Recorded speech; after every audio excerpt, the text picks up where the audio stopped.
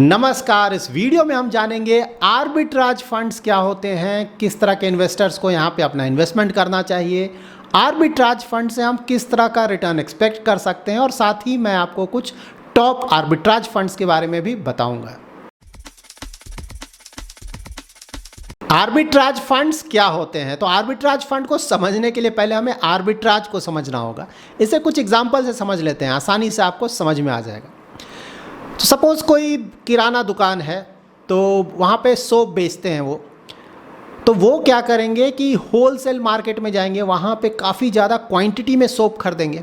तो मान लीजिए सोप का प्राइस 21 रुपीज़ चल रहा है मार्केट में, तो उन्होंने होलसेल मार्केट से बहुत ज़्यादा सोप खरीदा, तो उन्हें पर सोप 20 रुपीज़ का पड़ा। तो अब वही वो सोप खरीदेंगे, किराना स्टोर में लाएंगे और उसी 20 रुपीज़ के सोप को वो 21 रुपीज़ में बेचेंगे, तो इन्हें 1 रुपी का फ़ायदा हुआ। सेकंड एग्जांपल लेते हैं, आपको एक बुक खरीदना है, आप ऑफलाइन बुक स्टोर में जाते हैं, बुक का प्राइस 200 रुपीज़ है।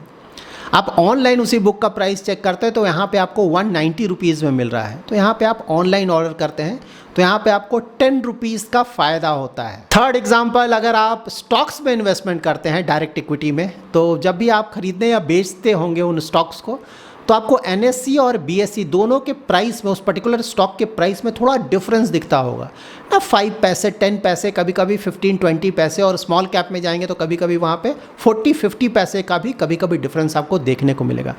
तो यहाँ पे भी अगर कोई BSE में ख़रीदता है जहाँ थोड़ा सस्ता मिलता है, NSE में बेच देता है, थोड़ा ऑफकोर्स मार्जिन्स बहुत कम होंगे, लेकिन हाँ यहाँ भी एक तरह का प्राइस डिफरेंस है। अभी हमने जो 3 एग्जांपल्स देखा, वहाँ पे क्या हो रहा है, यहाँ पे देखिए 2 डिफरेंट मार्केट प्लेस है। एक मार्केट प्लेस में तो प्राइस थोड़ा कम है और दूसरे मार्केट प्लेस में प्राइस थोड़ा ज़्यादा है। तो यहाँ पे कोई फर्स्ट मार्केट प्लेस में जाता है, थोड़ा सस्ता सामान खरीदता है और दूसरे मार्केट प्लेस में जाकर उसी सामान को थोड़ा हायर रेट पे बेच देता है, तो यहाँ पे उसे प्रॉफिट होगा। यही है आर्बिट्राज। आर्बिट्राज फंड्स यही करते हैं। आर्बिट्राज फंड का फंड मैनेजर कैश मार्केट में इक्विटी में इन्वेस्टमेंट करेगा और फ्यूचर मार्केट में इक्विटी को बेच देगा। कैश और फ्यूचर मार्केट क्या होता है? तो कैश मार्केट जो हम स्टॉक्स का बाय एंड सेल करते हैं उसे ही कैश मार्केट बोलते हैं, जबकि फ्यूचर मार्केट अलग है। वहाँ पे कोई भी पर्टिकुलर स्टॉक का जो प्राइस है वो पहले से ही डिसाइड हो जाता है, लेकिन हाँ वो जो ट्रांजैक्शन है वो फ्यूचर डेट पे होगा।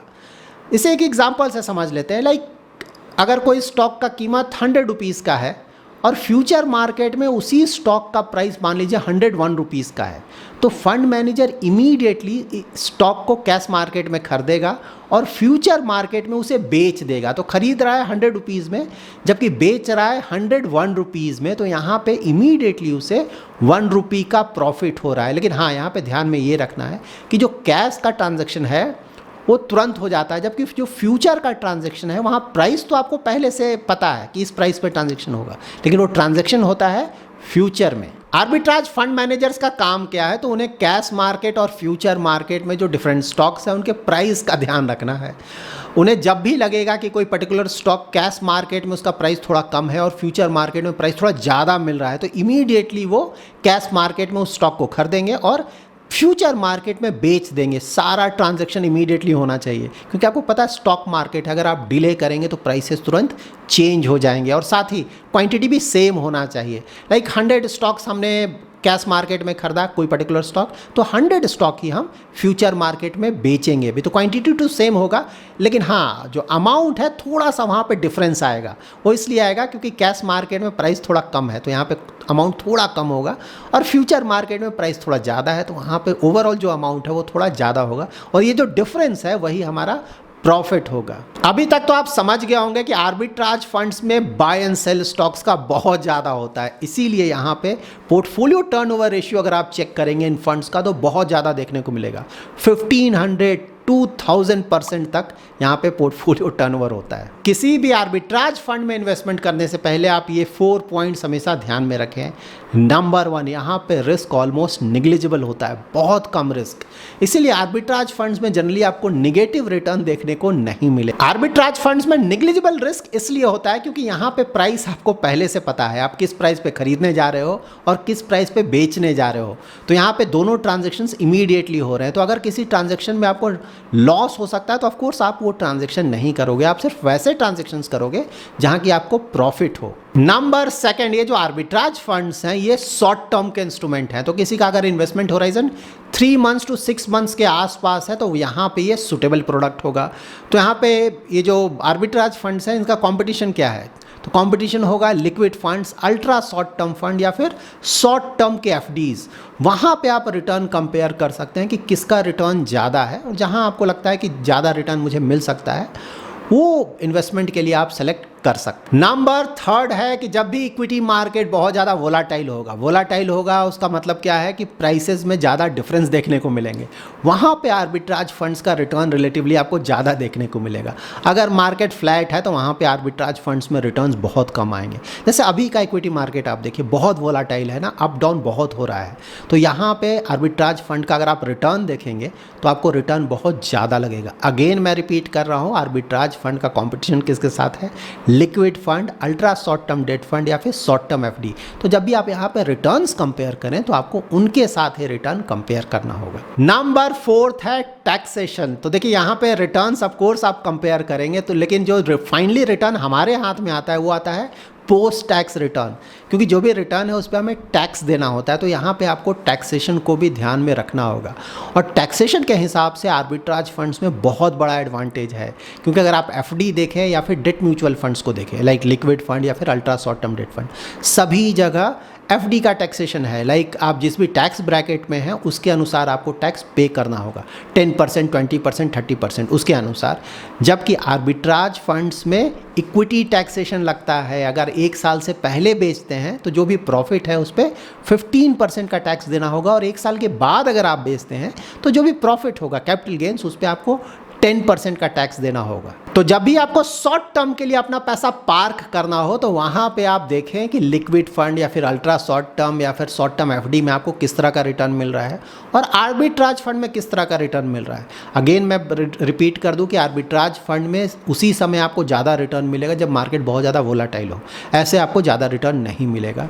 तो यहाँ पर आप सबका रिटर्न्स देखिए और उसके बाद देखिए कि टैक्सेशन कैसा है, आप किस तरह का टैक्स पे करते हैं, और उसके बाद आप डिसाइड कीजिए कि कौन सा पर्टिकुलर स्कीम या फंड आपके लिए ज़्यादा सूटेबल होगा।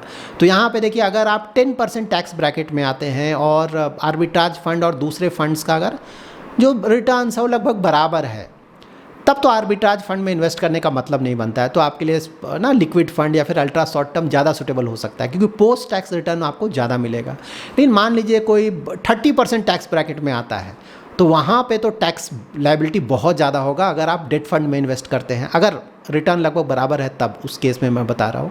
In that case of course arbitrage fund ज़्यादा अच्छा होगा, क्योंकि यहाँ पे आपको जो भी रिटर्न्स मिलेगा 1 साल से पहले अगर आप बेचते हैं तो वहाँ पे सिर्फ 15% का टैक्स पे करेंगे। नाउ हम कुछ आर्बिट्राज फंड्स के बारे में जान लेते हैं ताकि हमें पता चल सके कि अगर हमें आर्बिट्राज फंड में इन्वेस्टमेंट करना है तो कौन कौन से आर्बिट्राज फंड्स हैं जिनका परफॉर्मेंस काफ़ी अच्छा है, और साथ ही करंट मार्केट सिनारियो में ये फंड्स किस तरह का रिटर्न जनरेट कर रहे हैं। यहाँ आप उन सारे आर्बिट्राज फंड का डिटेल चेक कर सकते हैं जिन्होंने अभी तक एटलीस्ट 1 ईयर कंप्लीट किया हुआ है।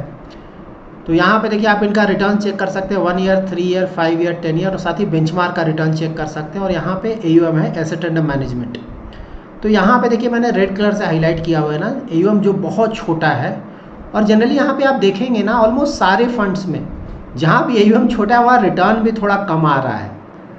तो ऑफ कोर्स इस तरह का डिटेल्स देखकर ये लगता है कि जो छोटे AUM वाले फंड्स हैं उन्हें अवॉइड किया जा सकता है आर्बिट्राज फंड्स में। यहाँ पे मैंने सारे होराइजन्स में कुछ टॉप फंड्स को सेलेक्ट किया है, उस पर्टिकुलर होराइजन में जिन फंड्स का रिटर्न सबसे ज़्यादा है। लाइक उन सारे रिटर्न्स को मैंने ग्रीन कलर से हाईलाइट किया हुआ है। तो देखिए सबसे ज़्यादा ग्रीन किन फंड्स में है? एडिलवाइस में, इन्वेस्को में और कोटक में। तो रिलेटिवली अगर देखा जाए तो इन 3 फंड्स का परफॉर्मेंस बहुत अच्छा है। लेकिन हाँ, दूसरे फंड्स भी हैं, परफॉर्मेंस में कोई खास डिफरेंस नहीं है, उनका परफॉर्मेंस भी अच्छा है। यहाँ पर आप इन्वेस्को इंडिया आर्बिट्राज फंड का डिटेल चेक कर सकते हैं। देखिए स्कीम रिस्कोमीटर, रिस्क कितना है? लो, सबसे कम है ना, तो रिस्क यहाँ पे बहुत कम होता है। बेंचमार्क का भी देखिए लो। यहाँ पे एग्जिट लोड चेक कर सकते हैं। तो अगर 15 डेज से पहले रिडीम किया जाता है तो 0.5% का एग्जिट लोड लगेगा। 15 डेज के बाद एग्जिट लोड निल है। यहाँ पे इस फंड का आप एसेट एलोकेशन चेक कर सकते हैं, तो इक्विटी में इन्वेस्टमेंट है, म्यूचुअल फंड्स में इन्वेस्टमेंट है, मनी मार्केट, कॉर्पोरेट बॉन्ड और कैश कैश इक्विवेलेंट। तो जो आर्बिट्राज फंड्स होते हैं ना, वो इक्विटी और डेट दोनों जगह अपना इन्वेस्टमेंट करते हैं, ज़्यादातर ऑफकोर्स इक्विटी में ही होता है। तो यहाँ पे दो एसेट क्लासेस में इन्वेस्टमेंट किया जा रहा है, इसीलिए आर्बिट्राज फंड्स को हाइब्रिड फंड्स में रखा जाता है, इन्हें प्योर इक्विटी फंड में नहीं रखा जाता है। लेकिन हाँ, जो टैक्सेशन है वो इक्विटी का लगता है। यहाँ पर आप इक्विटी पोर्टफोलियो चेक कर सकते हैं इस फंड का, इसे ध्यान से देखिए। Percentage net asset like HDFC में कितना इन्वेस्टमेंट है, 8.39%। और यहाँ पे देखिए डेरिवेटिव एक्सपोजर भी है, तो यहाँ पे 8.39% का एचडीएफसी बैंक में कैश में इन्वेस्टमेंट किया गया, और वहीं पे -8.45% है, मतलब कि इसे सेल कर दिया गया। और प्रोपोर्शन देखिए ऑलमोस्ट सेम है, लेकिन थोड़ा सा यहाँ पे ज़्यादा आ रहा है डेरिवेटिव में। क्यों ज़्यादा आ रहा है? क्योंकि यहाँ पे थोड़ा ज़्यादा प्राइस पे बेचा गया, और ये जो डिफरेंस है ना, यही प्रॉफिट होगा। सभी जगह आप देखेंगे, रिलायंस इंडस्ट्रीज देखिए 5.14% खरीदा गया टोटल एसेट का, और यहाँ पे -5.18% है। तो सभी जगह आप देखेंगे कि थोड़ा सा ज़्यादा होगा, और यही आपका मार्जिन है, दैट इज प्रॉफिट है। सभी स्टॉक्स में आप देखें तो ये मार्जिन जितना ज़्यादा होगा प्रॉफिट उतना ज़्यादा होगा। लेकिन आर्बिट्राज है ना, यहाँ पे बहुत ज़्यादा मार्जिन होता नहीं है, मार्जिन बहुत कम होता है। तो यहाँ पे आप जितना ज़्यादा टर्नओवर बढ़ाएंगे, पोर्टफोलियो टर्नओवर, दैट इज जितना ज़्यादा बाय सेल करेंगे प्रॉफिट उतना ज़्यादा है। अभी हमने आर्बिट्राज फंड्स का डिटेल्स चेक कर लिया। देखिए लिक्विड फंड का अगर आप रिटर्न्स देखेंगे करंट मार्केट कंडीशन में, तो अबाउट 7.25% के आसपास का रिटर्न्स जनरेट हो रहा है। ऑफकोर्स स्कीम टू स्कीम ये थोड़ा वेरी करेगा। अल्ट्रा शॉर्ट टर्म फंड्स का देखें तो अबाउट 7.5-7.7 के आसपास का रिटर्न है।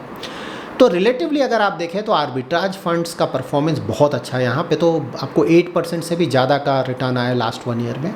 और करंटली मार्केट काफ़ी ज़्यादा वोलाटाइल है, तो जब तक मार्केट वोलाटाइल रहेगा तब तक यहाँ से आप अच्छे रिटर्न्स एक्सपेक्ट कर सकते हैं।